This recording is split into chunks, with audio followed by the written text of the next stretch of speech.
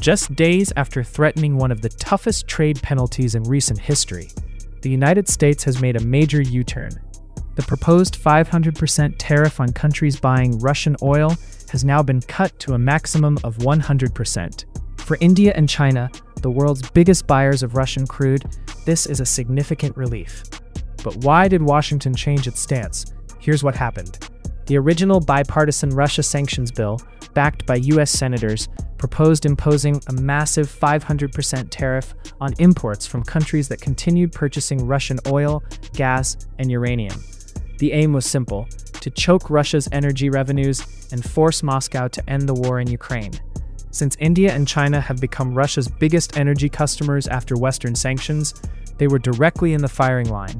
However, lawmakers have now revised the bill. Instead of a blanket 500% tariff, the proposal caps the tariff at 100% and applies it mainly to the 5 largest buyers of Russian energy.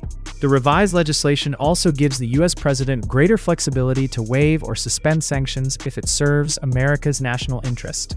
So why the change? According to the revised proposal, many senators feared that a 500% tariff was simply too extreme. Such a move could have severely disrupted global trade, strained relations with strategic partners like India, and made the legislation harder to pass in Congress. For India, this is certainly better news, but it's not a complete escape.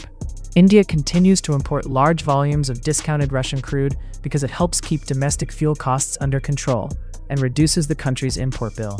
Even with the tariff reduced to 100%, if the bill eventually becomes law and is enforced, it could still affect India's exports to the US and complicate trade ties between the two countries.